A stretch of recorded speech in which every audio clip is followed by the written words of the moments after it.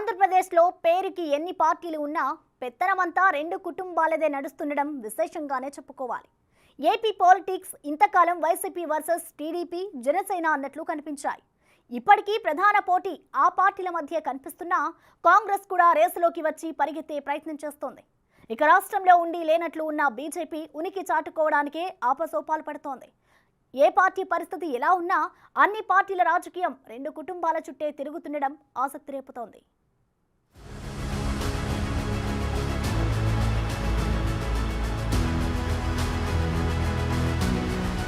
Andhra Pradesh elections దగ్గర పడుతున్న తరుణంలో రాజకీయమంతా రెండు కుటుంబాల కనుసన్నల్లోనే నడుస్తోంది. రానున్న ఎన్నికల్లో ప్రధాన పోటీ వైసీపీ, టీడీపీల మధ్య కనిపిస్తోంది. టీడీపీకి జనసేనతో పొత్తు కుదరడంతో విజయంపై ధీమాగా ఉంది. ఇక రాష్ట్రంలో కుదేలైన కాంగ్రెస్ పార్టీ ఎలక్షన్ రేసులో స్పీడ్ పెంచే ప్రయత్నాల్లో ఉంది. మరోవైపు ఏపీలో ఒంటరిగా పోటీ చేస్తే 1% ఓట్లు కూడా దక్కించుకోలేని బీజేపీ హడావుడి గట్టిగానే కనిపిస్తోంది. ఇప్పుడు ఆ రెండు జాతీయ పార్టీలు, రెండు ప్రాంతీయ పార్టీల పగ్గాలు రెండు కుటుంబాల చేతిలోనే ఉండడం బహుశా ఏపీలో ఎన్నడూ చూడని రాజకీయమే అని చెప్పాలి. తండ్రి వైఎస్ రాజకీయ వారసుడిని తానే అంటూ కాంగ్రెస్ హైకమాండ్ని ధిక్కరించి మరీ సొంత పార్టీతో అధికారంలోకి వచ్చిన వ్యక్తి ఏపీ సీఎం జగన్. 151 అసెంబ్లీ సీట్లతో తిరుగులేని మెజార్టీతో 2019 ఎన్నికల్లో గెలిచి సీఎం అయిపోయారు. ఇప్పుడు వై నాట్ 175 అంటూ మరోసారి ఏపీలో పవర్లోకి రావడానికి సర్వశక్తులు ఒడ్డుతున్నారు.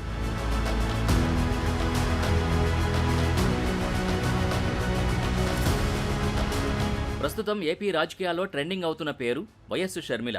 ఏపీ పాలిటిక్స్లో ఎంట్రీ ఇచ్చి కాంగ్రెస్లో చేరిన రోజుల వ్యవధిలో పీసీసీ అధ్యక్షురాలైన ఆమె పగ్గాలు చేపట్టిన నాటి నుంచి దూకుడు ప్రదర్శిస్తున్నారు.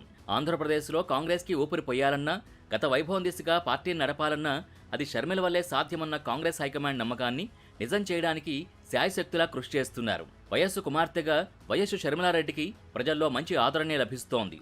షర్మిల ఎంట్రీతో ఇప్పటికే ఆమె అన్న జగన్ పార్టీ నుంచి మంగళగిరి ఎమ్మెల్యే ఆర్కే వచ్చి కాంగ్రెస్లో చేరారు.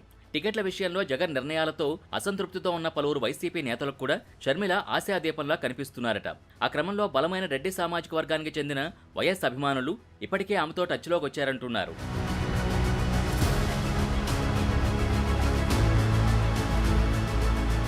ఇక టీడీపీ పార్టీ పనైపోయింది అనుకున్న ప్రతిసారి టీడీపీ తిరిగి పుంజుకుంటోందంటే అది నమ్మకమైన పసుపు సైనికులు చంద్రబాబు రాజకీయ వ్యూహాల వల్లే అంటారు ఎనలిస్టులు.